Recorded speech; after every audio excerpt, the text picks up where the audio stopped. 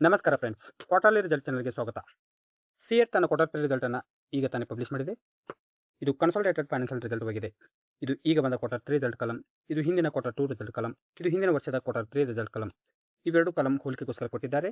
Data ಲ್ಯಾಕ್ಟಲ್ಲಿದೆ, ನಾನು ಕನ್ನಡದಲ್ಲಿ convert ಮಾಡಿ ಹೇಳುತ್ತೇನೆ.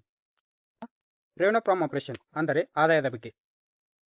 ಹಿಂದಿನ ಕ್ವಾರ್ಟರ್ 2 ರಲ್ಲಿ ಕಂಪನಿಯು 3,304 crore ರೆವೆನ್ಯೂ ಜನರೇಟ್ ಮಾಡಿತ್ತು.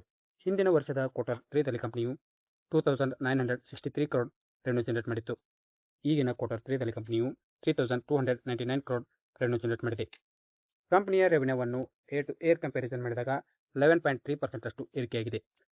ಅದೇ ಕಂಪನಿಯ ರೆವೆನ್ಯೂವನ್ನು ಕ್ವಾರ್ಟರ್ ಟು ಕ್ವಾರ್ಟರ್ ಕಂಪ್ಯಾರಿಸನ್ ಮಾಡಿದಾಗ ಆಲ್ಮೋಸ್ಟ್ ಫ್ಲಾಟ್ ನಂಬರ್ ಎಂದು ಹೇಳಬಹುದು. ನೆಕ್ಸ್ಟ್ ಪಾಯಿಂಟ್ ನೋಡೋಣ, ಟೋಟಲ್ ಎಕ್ಸ್ಪೆನ್ಸಸ್ ಅಂದರೆ ಖರ್ಚಿನ ಬಗ್ಗೆ.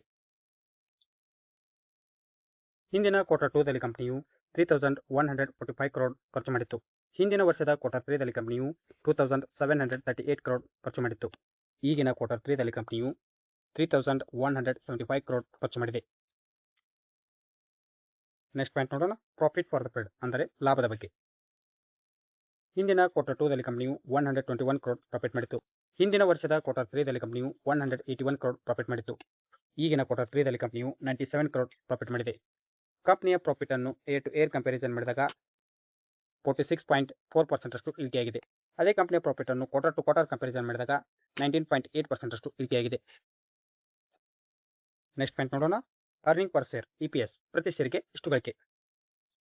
ಹಿಂದಿನ ಕ್ವಾರ್ಟರ್ 2 ರಲ್ಲಿ ಕಂಪನಿಯು 30 rupees 13 ಪೈಸೆ, ಹಿಂದಿನ ವರ್ಷದ ಕ್ವಾರ್ಟರ್ 3 ರಲ್ಲಿ ಕಂಪನಿಯು 44 rupees 87 ಪೈಸೆ, ಈಗಿನ ಕ್ವಾರ್ಟರ್ 3 ರಲ್ಲಿ ಕಂಪನಿಯು 44 rupees 1 ಪೈಸೆ. ಕಂಪನಿಯ ಪ್ರಾಫಿಟ್ ಏರಿಕೆಯಾದಂತೆ EPS ಏರಿಕೆಯಾಗುತ್ತದೆ. ಅದೇ ಕಂಪನಿಯ ಪ್ರಾಫಿಟ್ ಇಳಿಕೆಯಾದರೆ EPS ಕೂಡ ಇಳಿಕೆಯಾಗುತ್ತದೆ. ಓವರಾಲ್ ಕ್ವಾರ್ಟರ್ ರಿಸಲ್ಟ್ ಬಗ್ಗೆ ಹೇಳೋದಾದರೆ ನೆಗೆಟಿವ್ ನಂಬರ್ ಎಂದು ಹೇಳಬಹುದು. ನೋಡೋಣ ಮಾರ್ಕೆಟ್ ಯಾವ ರಿಯಾಕ್ಷನ್ ತೋರಿಸುತ್ತೆ ಅಂತ. ಇನ್ವೆಸ್ಟ್ಮೆಂಟ್ ಮಾಡುವ ಮೊದಲು ನಿಮ್ಮ ಫೈನಾನ್ಷಿಯಲ್ ಅಡ್ವೈಸರ್ ಸಲಹೆ ಕೇಳಿ ಇನ್ವೆಸ್ಟ್ಮೆಂಟ್ ಮಾಡಿ. ವಿಡಿಯೋ ಇಷ್ಟವಾದರೆ ಲೈಕ್ ಮಾಡಿ, ಶೇರ್ ಮಾಡಿ ಮತ್ತು ಸಬ್ಸ್ಕ್ರೈಬ್ ಮಾಡ್ಕೊಳ್ಳಿ.